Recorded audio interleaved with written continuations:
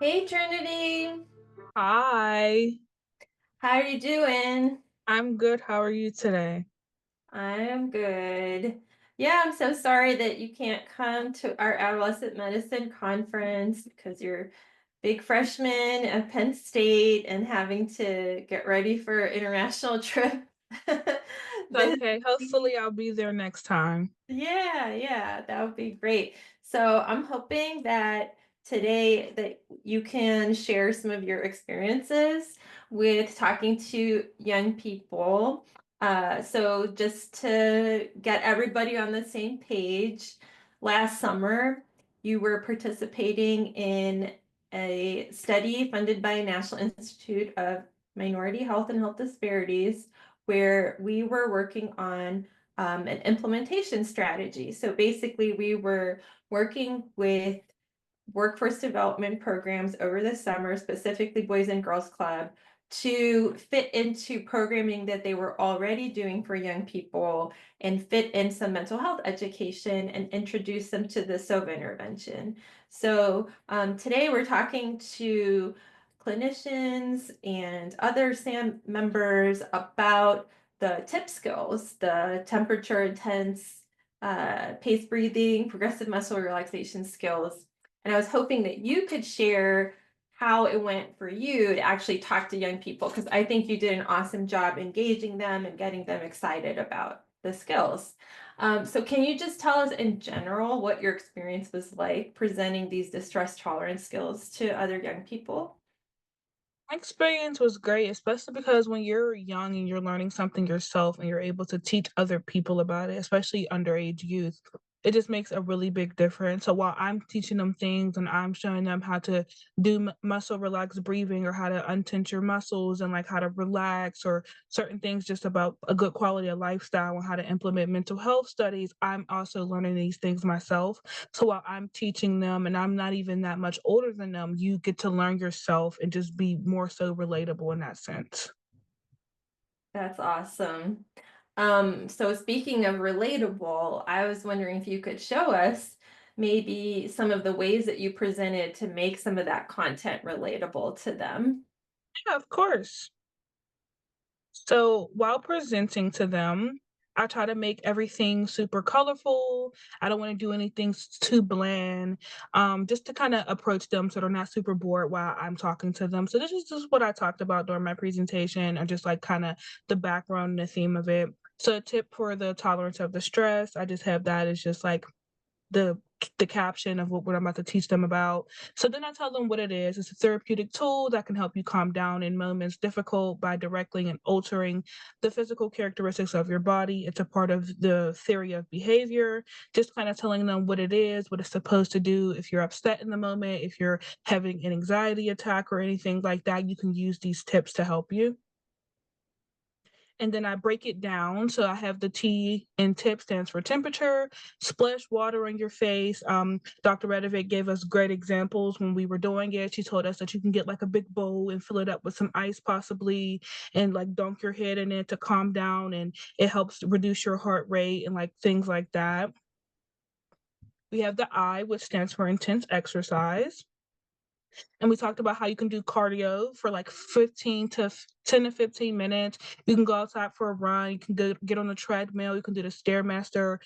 Simply, if you don't have those things that are not, you can't access those things, just go outside for a run. Maybe jog in place a little bit so you're able to kind of release that stress. We talked about rhythm breathing, and Dr. Redovic actually said that she had a sticker on her computer where you were able to, if you were stressed or you were overwhelmed, you were able to actually touch it physically and move your hand in a circle and like a square. So you're able to hold your breath, hold it a little bit longer, then you're able to relieve it, and then you release it. So just helping them with things like that, how to exhale longer than you use the 4-7-8 rule, and it helps reduces your heart rate as well. And now we have the first P in TIP stands for pace breathing. Concentrate on taking deep breaths and slowing your breathing down, ideally to about 5 to 6 breaths per minute. Try to breathe out more slowly than you breathe in is a really good tip that we helped them with, and we had the whole entire class.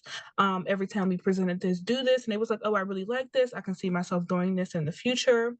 And then we have the second P stands for progressive muscle relaxation. I know a lot of the times you're stressed, you get tense. So we kind of help them tighten their muscles for 5 to 10 seconds, and then you release it slowly as you can. And this helps you release that stress that you're under. And then we kind of just sum it up by saying like these can be life-saving and overwhelming events. It's helpful to practice them when you're in a time of need, instead of like just you can do them regularly, but help doing them when you're like actually stressed or under the moment. I know being in college, these things help me a lot, especially the breathing one. I use that a little bit more because sometimes I get overwhelmed by work. You're trying to do multiple things at once. So just being able to take a deep breath, it really does work. It may sound so simple, but doing that, especially while just going through life and you're growing up and you're stepping into your adulthood era, just really makes a big difference.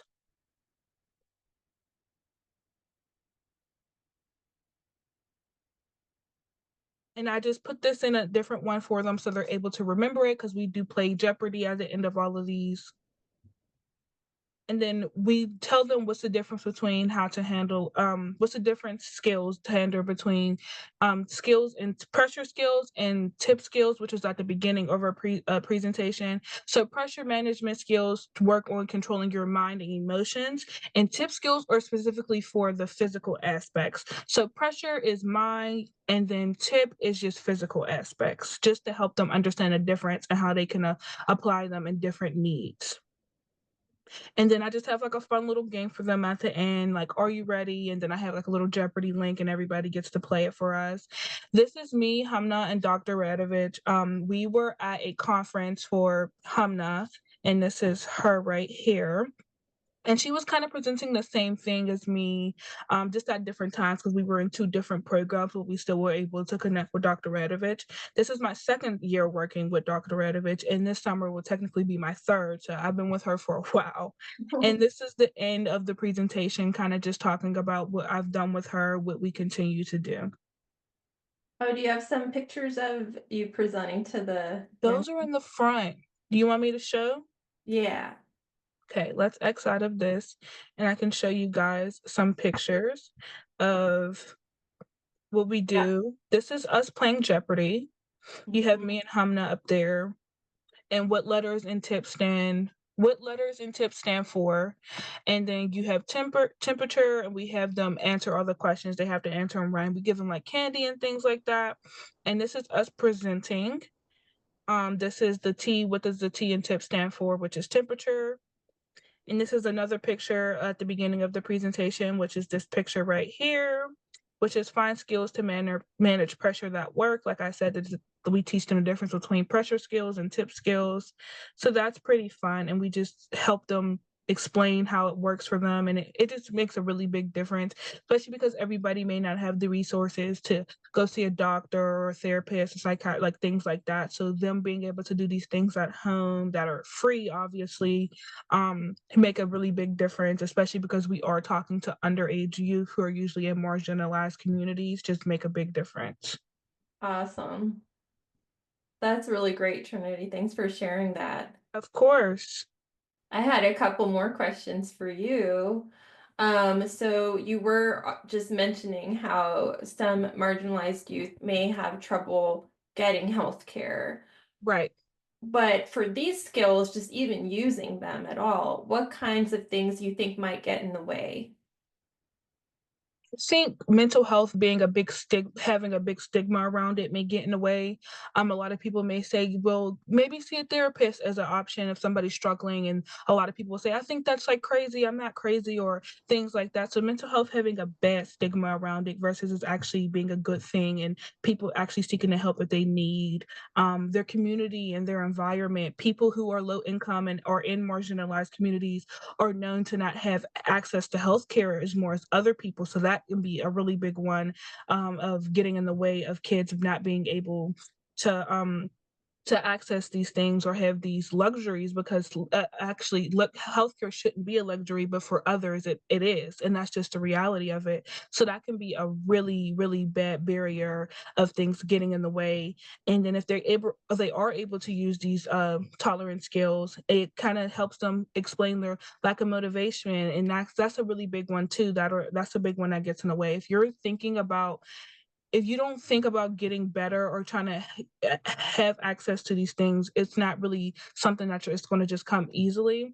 And then having things like academic pressure, your family gets in the way a lot of the times. A lot of people don't prioritize themselves. Like I said, now that I'm in college, I have to use these things because I have my family depending on me to do great things. And then I have academic pressure. So the first thing that may not come to my mind is doing these skills. That can be another one that gets in the way.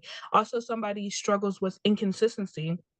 You do it one day or another day, and then other days you just flat out don't do it. That can be another one that really gets in the way. And it just makes it hard for people to develop these skills into actual habits, which is what we're actually trying to do and trying to help these kids with. Yeah. Those are really great points. I'm just wondering, do you have any suggestions for people? Like, especially if, a provider is talking to someone and they're not really enthusiastic, like they're like, yeah, I heard about breathing, that's not going to work for me. Right. You have any suggestions for what providers can say?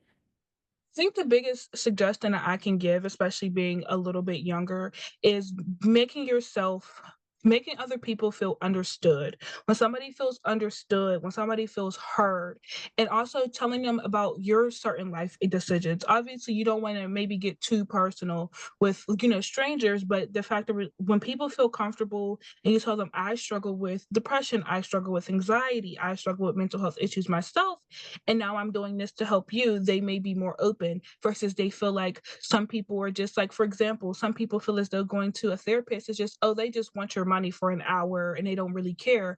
But in reality, that comes into the place where the negative stigma around mental health comes in. So when you make yourself more relatable and you make your patients feel understood, that's when they'll be able to come back for more help. If they don't feel judged by certain things, being very not being judgmental at all plays a really big part into how patients come back, especially youth who are underrepresented. Sharing real life examples, including how these skills have helped you, or like even myself, can make it seem more practical, and also allowing them to have like provide feedback so they can say how they want to learn these skills in real life can also be a really good way people will keep coming back to you. Those are amazing points, Trinity. And I'm sure that my colleagues will agree. We hope you change your mind about going into forensics and come join us in adolescent medicine because you would be awesome. Thank you so much. Anything Of else you have course. to say? Thank you guys for listening to me. I hope everybody has a great day. Awesome.